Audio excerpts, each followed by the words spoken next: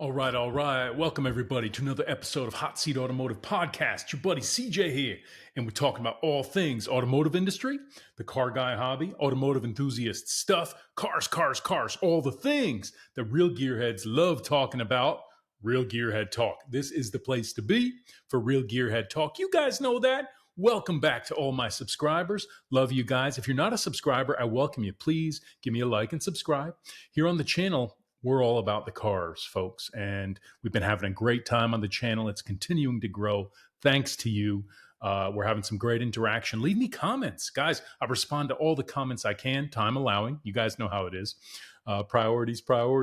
But guys, we're just having so much fun doing what automotive enthusiasts do. Car guys, car girls, automotive enthusiasts from all walks of life talking about cars.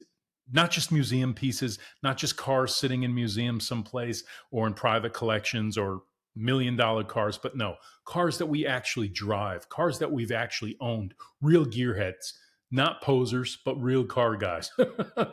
That's what this is all about, guys. And we have a blast doing it. So let's get right into it. Tonight, we got a special episode. Guys, we got the history of the Chevrolet Camaro. Pony Car Wars. We're talking about the evolution of the Chevrolet Camaro, where it came from, how it came to be, the storied run of the Camaro over the decades. Absolutely incredible. Guys, as you know, typical of my episodes, these aren't intended to be sort of academic dissertations. This is just car guy talk. You know, this is just me talking about what I think and, of course, soliciting your reaction, your input. Hopefully you enjoy the video. But most importantly, give me those comments. Let's talk about it. That's what we do on the channel. So let's get right into it and talk about the history of this absolutely incredible car, the Chevrolet Camaro. It's an important one. Guys, first generation Camaro. There's so much we need to talk about in terms of the Chevy Camaro. First things first, Pony Car Wars. Absolutely important. If you're going to talk about the Chevy Camaro in the history of the Chevy Camaro, we got to start out with the original pony car, the Ford Mustang. And in 1964, when that Ford Mustang hit the market, boom, everything changed. Ford had a smash hit on their hands. I've got a whole other episode talking about that. But tonight we're talking about the Chevy Camaro. So Chevrolet had some catching up to do, and they wanted to get their piece of the action. Seeing all the incredible sales and what was going on in the market with these young boomers coming of age and wanting something fun and sporty. Maybe they couldn't afford a Corvette. You know, Chevy already had sort of its flagship sports car, but that was probably a bit untouchable for many of these young baby boomers at the time, as we now know them, who were looking to get into this small, sporty performance car market. If you think about what Chevy was doing with the Novas, the Corvairs, that really wasn't cutting it with this market. So Chevy got to work. They hit the drawing boards, and what was internally known as the Panther Project, or Project XP 836 in Chevy speak, developed this Camaro, and I think they nailed the design. Leave me comments, let me know what you think. I think the first generation Camaro, aesthetically, first things first, compared with that Mustang, I think Camaro, being second to the market, they've got a better aesthetic design. The lines of this thing, its stance, everything, the width, the length, the dimensions, the proportions of the Camaro, I find more appealing than the Mustang. Let me know what you think. Now, the market spoke, and the Mustang outsold the Camaro. I'm just letting you know what this gearhead thinks. But again, made its debut 1966 for a 1967 model year. They made the first gen for 67 through 69. And a couple things you need to know.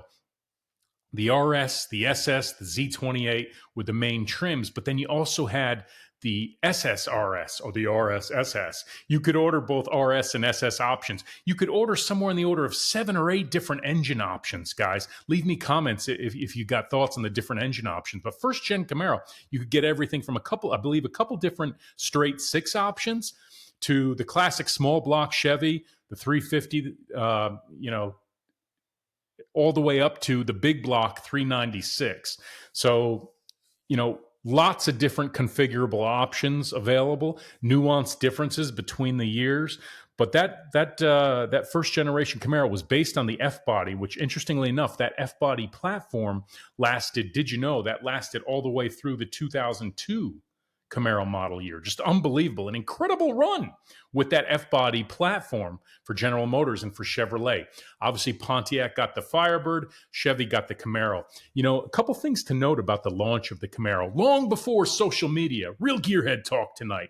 When they launched the Camaro, they wanted to make a splash, and it's kind of an interesting, legendary marketing story in the annals of business in the automotive industry. What Chevrolet did with the launch of the Camaro was kind of cool. There was no internet. There was no social media. You know, what they did was they put word out to a bunch of automotive journalists by way of telegrams. Imagine that. Forget about the telephone. We're talking telegrams. You guys even know what telegrams are? Leave me comments. Long time ago, right? And Chevy held a teleconference, really the first of its kind, unprecedented, to hold this open teleconference to automotive journalists and industry insiders across the United States to announce the Chevrolet Camaro. And from the beginning, this Panther Project XP836, as it was known internally at Chevrolet and General Motors, Chevy was not shy about saying that this vehicle was going to be the Mustang hunter. This Camaro was going to be the Mustang killer. That was the intention. And I think Chevy certainly succeeded in getting a huge piece of the market and a huge piece of the action. And it was a hit. It wasn't as big of a hit, as consistent as the Mustang. Let's go ahead and say it. It's a true story. The Mustang's the survivor, still going strong, whereas we'll get to in a few minutes, the Chevy Camaro wound down production in January of 2024. So a few things to know about the first generation Chevrolet Camaro. These things, over the years in the classic car market have commanded and continue to command a huge premium. These are highly desirable. To find a nice example, they produced a lot of these cars.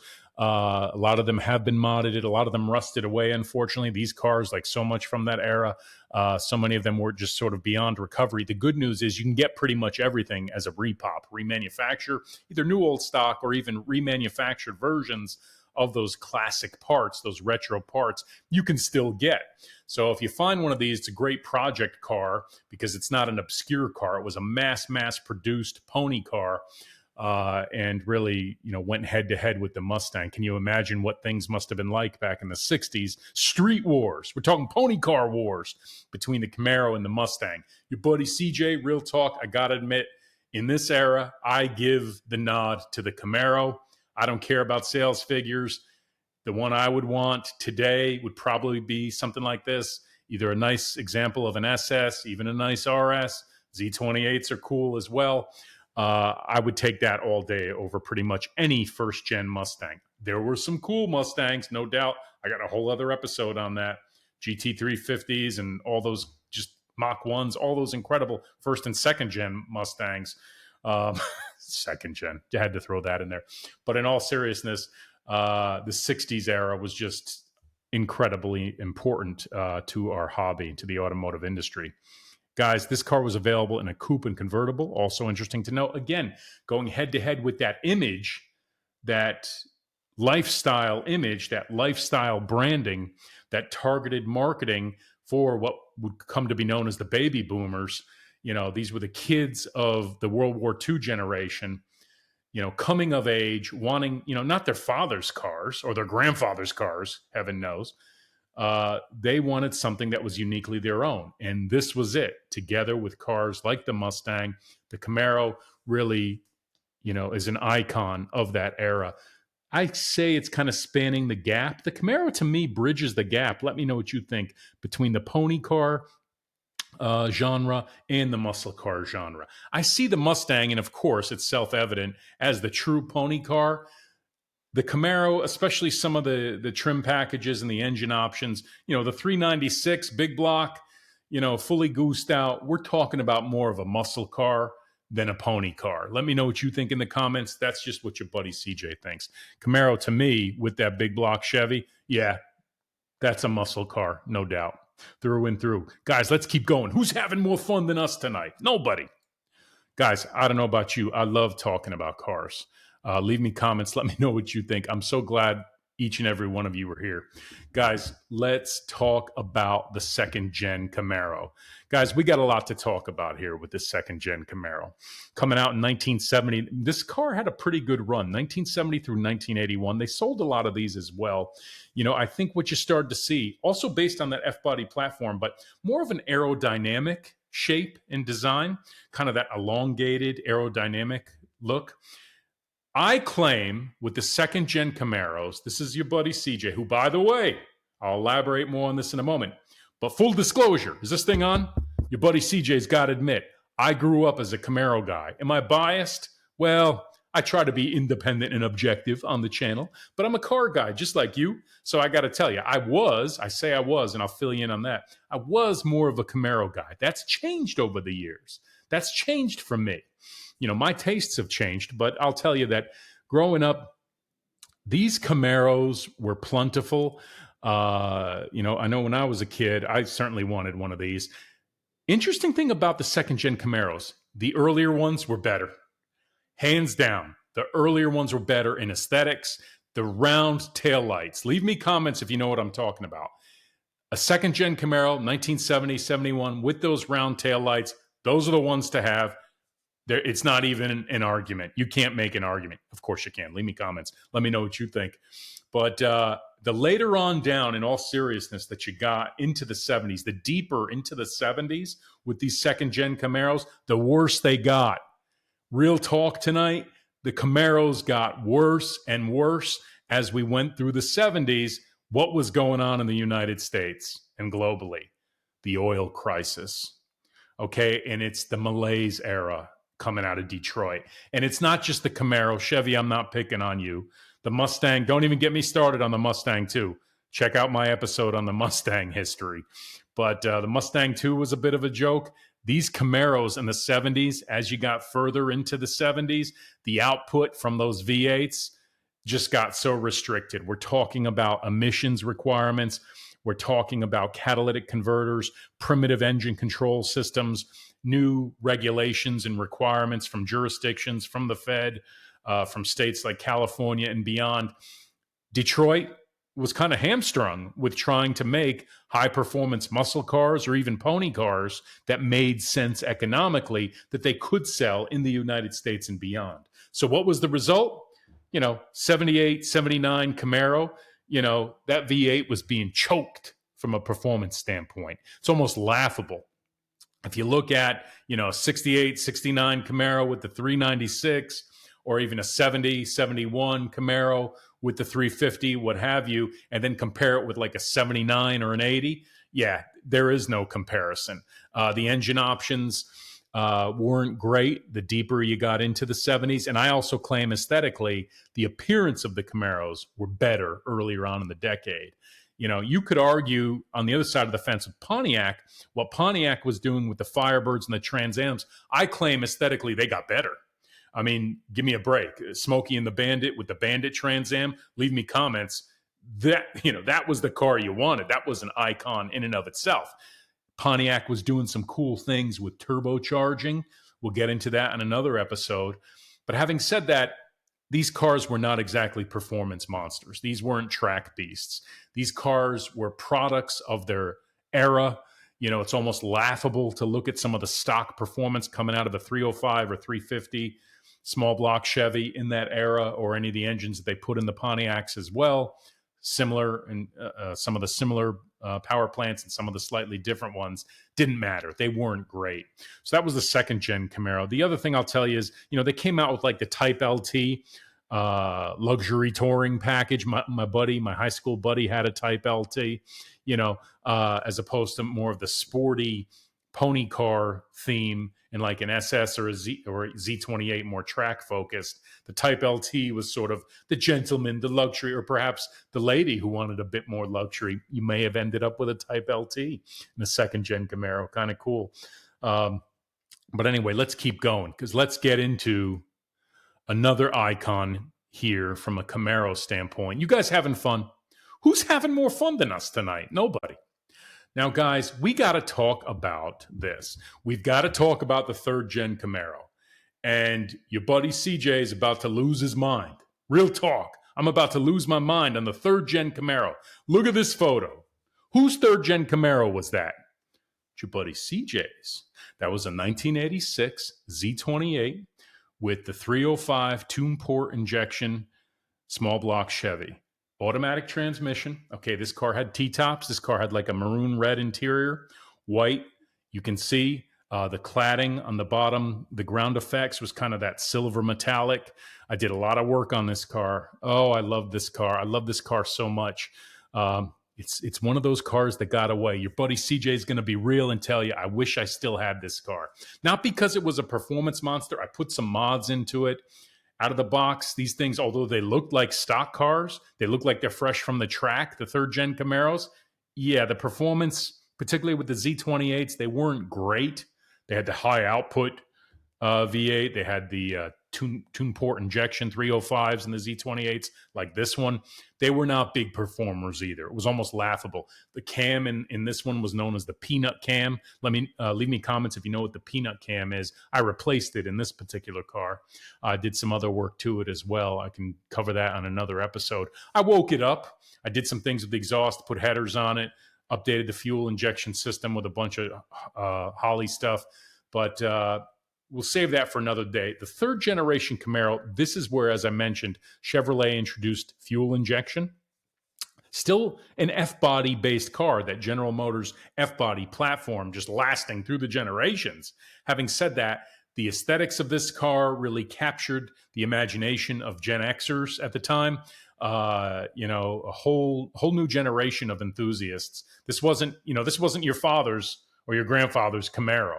This was really, nothing's more 80s than this car. These cars went head to head with automotive enthusiasts in the 80s who were into the Fox bodies. When Ford came out, the Mustang GT 5.0 changed the game.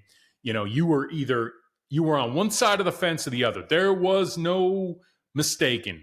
You were either a Mustang guy into the 5 liters or you were a Camaro guy. There was no in between. Not with any of my friends. Yeah, there were Mopar guys and there were BMW guys and all these other things. Guys who were into Japanese performance cars at the time and Volkswagen. Those were things, but not as big. I'd say the pervasive element in the automotive enthusiast hobby in the 80s. If you guys want to know what it was really like, there was a lot of Mustang versus Camaro talk in the 80s. That's, buddies, at the bus stop or in high school or whatever, we would talk about Camaro versus Mustang. Yeah, there was Corvette, but Corvette was out of reach for many of us. The Camaro, the Mustang were attainable, and these cars sold great guns. They sold a lot of these cars. Couple of interesting things, notoriously the T-tops would leak. Again, the 80s weren't exactly known for quality. If you can find a survivor, you probably got to replace the seals, or maybe the seals have been replaced.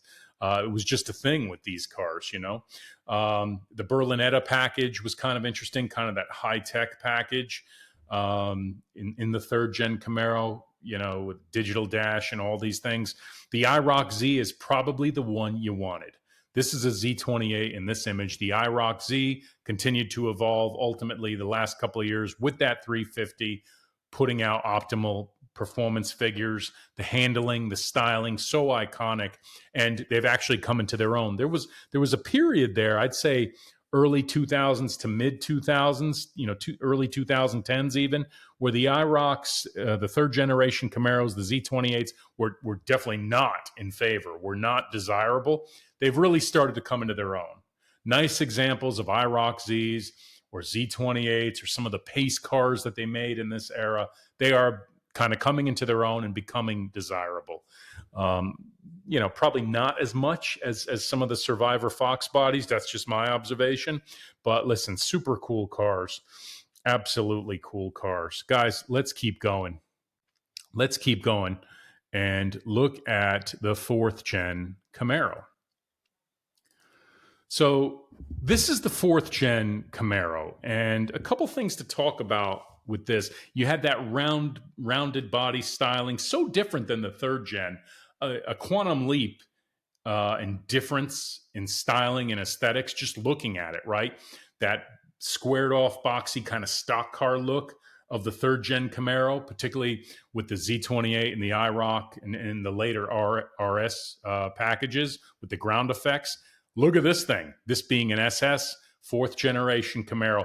Big step up in performance. Okay, the LT1 V8 350 put out much better performance than anything coming out of the third gen. The handling was better. They brought back the SS trim, as I mentioned. Also an F-body based car, notoriously known as the Catfish. I'm not a huge fan of these now.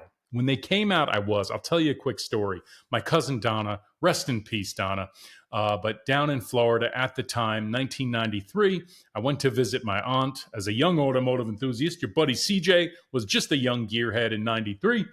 And my cousin Donna, I didn't know, unbeknownst to me, had just picked up a 1993 Chevy Camaro Z28 in the purple.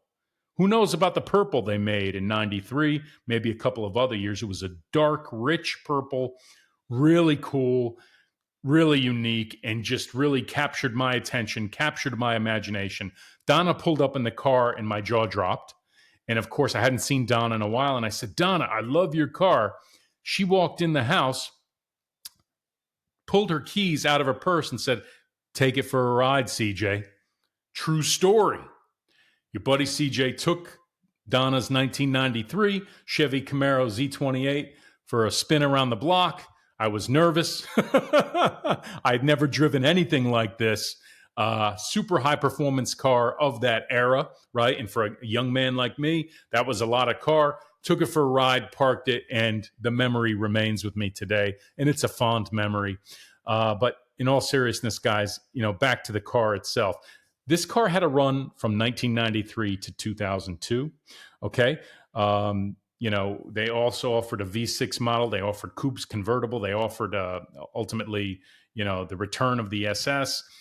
What I'll say is through the life of this car, Chevy started to see a downturn in sales. And Pontiac produced some absolutely incredible special edition versions of the Firebird, whether it was the Firehawk or the special Trans Ams of this era. Really cool. We'll save that for another episode. But bottom line, the end of the run came for the fourth gen Camaro, and Chevy put the production on pause and never brought it back. Okay.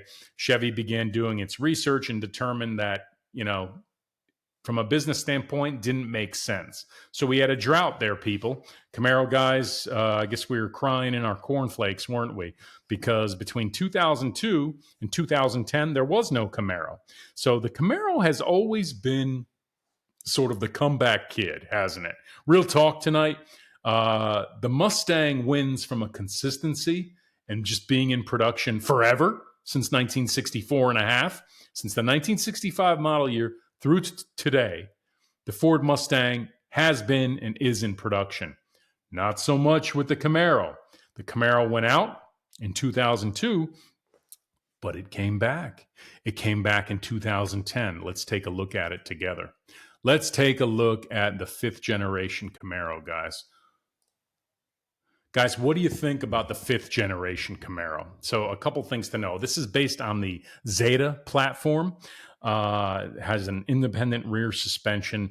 Big step up in terms of performance and power. These cars were available with a V6, 3.6 liter V6. That in and of itself making north of 300 horsepower. Pretty impressive for a V6 at the time. And of course, getting into that new modern era where you don't have to have a V8 to have high performance anymore. Now you're talking about a V6 that, offers similar, if not better performance than the V8s of prior decades. Just unbelievable what started to happen in the 2010s, isn't it? V6s, 4 cylinders, turbos, all those things. But let's get back to this car. The LS3 V8, 6.2 liter, producing 426 horsepower, okay, in these cars and the SSs. 2012 saw the introduction of the ZL1 with that supercharged V8. These cars, were definitely the Camaro for a whole new era of high performance, and they checked that box. Now, interesting to know what else was going on in this performance category. If you look at what Dodge was doing and Chrysler, but more so Dodge with the Challenger, with that, they went all in on retro styling, right? And I claim from this era, the Challenger is the one you'd rather have. Your buddy CJ ended up buying a Challenger SRT during this era. I did not buy a Camaro. And I'll tell you why. Real talk. I went and test drove a Camaro SS, fifth generation, when they came out in 2010. The number one thing that bothered me, leave me comments if you feel differently. The number one thing that bothered me and left an impression on me, a negative impression about the fifth gen Camaro, was visibility. I didn't like the way I felt sitting in it. I know guys love these cars. Hell, maybe if I went and drove one today, maybe I'd snap one up. I appreciate what they are. I'm a Camaro fan from way back in the day. I grew up as a diehard Camaro kid. But these fifth gen Camaros, at the time these came out, I actually still owned a third gen that really enjoyed spending time with my kids with that third gen, going to car meets, working on it. A lot of fond memories with that third gen. But when I went and drove this fifth gen, fourth gens never did much for me. I told you. Fifth gen, with the exception of my one story. The fifth gen, driving it, I didn't fall in love. Now, there's a lot to love about these. I'm not hating on them. I have to say, of all the generations of Camaro, fifth gen is probably, it's tied with the second gen for me. It's modern era car. I know it's completely different, but I probably have a similar soft spot in my heart between the second gen and the resurgence that came with the fifth gen. And I put them about on par just in terms of my appreciation for them and how, the likelihood of me actually buying one. I think I'd probably go out and buy a sixth gen or a third gen over one of these any day. But enough about me. Guys, the fifth gen sold pretty well from 2010 to 2015. And this included a couple of special models like the fifth gen Z28, had things like carbon ceramic brakes. It was just a track beast. I remember when that car came out. They're extremely collectible now. They didn't make many, and they were selling at a huge price point when that fifth gen Z28 came out. Leave me comments if you have one or if you've driven one. Really cool cars. That's a fifth gen I would buy. I would buy a fifth gen Z28. Maybe I need to go on Auto Trader and find one tonight. Don't give me any ideas, guys. Don't give me any ideas. Guys, let's talk about the sixth gen Camaro. Let's take a look at this thing together because that's what we do. Guys, into present day, this sixth generation Camaro is absolutely just sort of the pinnacle of evolution from Chevrolet of this pony car, what started as a pony car, ultimately just, as I said, the pinnacle of high performance, track performance. Basically, if you look at the ZL1 performance in the sixth generation, the LT4 engine platform coming out of the Z06, making 650 supercharged horsepower, just unbelievable with the 1LE package coupled with the ZL1 trim. I mean, just absolutely marvelous and incredible, capable track weapons for the street. And anyone who's driven one of these on a track loves it. Friends of mine who own these cars in any of the trims, whether they're SSs or particularly the ZL1s, they absolutely love them. This car was based on the GM Alpha platform, focusing on lighter weight. This car was available with a turbo 4-cylinder. Okay.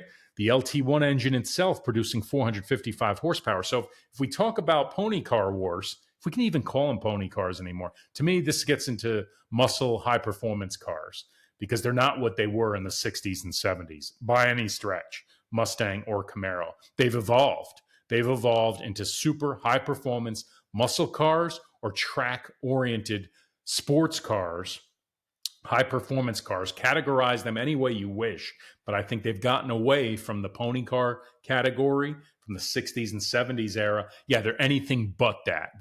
They're true high performance, super high performance in the case of the ZL1, and if we talk about the Mustangs like the GT 500 or the GT 350 Mustangs, give me a break. Absolutely the pinnacle of high performance coming out of Detroit. But say it ain't so, right? The end of the line. So the last sixth generation Camaro, to my knowledge, rolled off the line in January of this year, 2024. So the end, the absolute end of this Camaro in the sixth generation. A couple things. I think when I think about the sixth generation Camaro and the latest generation Mustang, pick one, right? I don't think there's a bad choice. I think for me personally, I've leaned more towards Corvettes over Camaros in recent years. I've bought several Mustangs since I bought my last Camaro. I guess what I'll say is, my tastes have pivoted away from the Camaro more closely with the Corvette from a Chevrolet standpoint. If I'm going to buy a high performance Chevrolet, I'm probably going to buy a Corvette. That's just me. Okay, right now. I've had many Camaros. I've driven many Camaros. I grew up as a Camaro guy. I'm kind of all Camaro'd out. Your buddy CJ just kind of moved on. Now, that's not to say that these cars haven't moved on. They've done some incredible things. Leave me comments. Let me know what you think. If you had the choice between a Mustang, a Camaro, or maybe even a Corvette, a Challenger, which direction would you go? Let me know. Leave me comments. But I think out of all of these, I'd probably lean towards a goosed out Mustang, maybe a dark horse GT 500, GT 350, or a Corvette. Then maybe I'd consider like a Hellcat. Then maybe I'd consider a Camaro. That's just me, and again, just one gearhead talking to another here. I just think my tastes have shifted, but, I think a lot of people's tastes have shifted, honestly. Listen, if you look at it in aggregate, the Mustangs significantly outsold the Camaros over the years. And I think with changing appetites, for Ford, it still makes sense to keep producing the Mustang as of today with the internal combustion engine. The brand remains strong. The demand is there. Not so much, unfortunately, with the Camaro. Economically, in the era, in the move towards EV at this point, all of the regulation, market dynamics, General Motors, Chevrolet pivoting away from this. Now, the good news is you can still get a Corvette brand new in various trim packages. You cannot get a brand new Camaro, but they are out there. They are plentiful. Any Camaro you could possibly want, guys, 6th gen, 5th gen, 4th gen, go earlier, 3rd gen, 2nd gen, 1st gen. There are so many of these cars. There's a Camaro for everybody on every budget. From super high performance ZL1, 1LE, ready for the track, absolute monster, to a mild Z28 from the 1980s, or even a nice Type LT if you can find one from the 1970s. Go back, go with an RS in the 60s. 4th gens are out there, 5th gens are out there. There is a Camaro for every appetite, just like there's a Mustang for every appetite and for every budget. So, guys, that's just a little bit of my perspective on 6 generations of Camaros. And then, of course, there's the what's next. Chevy has hinted that this is not the end of the Camaro story. I believe that's their quote. Chevy says this is not the end of the Camaro story. So what can we expect? We can probably expect, similar to what Mustang did with the Mach-E, to take the Camaro brand. They do have a following, even though it didn't make economic or fiscal sense, perhaps, to continue with the Camaro. I think we can expect to see that Camaro brand brought back, either as an SUV, maybe an EV SUV, maybe a hybrid. I think we will see the Camaro come back. What do you guys think? Leave me comments. I think those are all the things that Chevy is kind of hinting at, maybe without saying it yet officially. So, guys, just a few thoughts on the history of the Camaro. 6 generations of the Camaro. Sad to see it go, but also, let's not be sad. Let's not get hung up in it. There are hundreds and hundreds of thousands of these cars still out there to be bought and enjoyed in the used market. There's probably still some new ones sitting on the market. They only just wrapped up manufacturing, so you could either get one that's new or nearly new, or go with any of the previous generations. and enjoy your Camaros while we still can, folks. I think there is nothing to complain about in terms of a healthy population of pony cars and performance cars and muscle cars and just about anything you could want, from a Mustang to a Camaro to a Challenger to a Hellcat to a Corvette to a Z06, you name it. They're all out there for us to consume and enjoy. Let's not even mention, we're just talking Detroit tonight and we're talking about the Chevy Camaro, but let's not even talk about all the cool BMWs and Audis and Mercedes and Lotuses, just Porsches and countless internal combustion engine cars out there. Guys, leave me comments. Let me know what you think. Let's celebrate. Let's take a moment to acknowledge 6 generations of the Camaro. There's a lot to like, and unfortunately, it's wrapped up. But guys, looking forward to talking to you on the next episode of Hot Seat Automotive Podcast. Your buddy CJ here is going to sign out. Until the next one, I'll see you soon. Peace.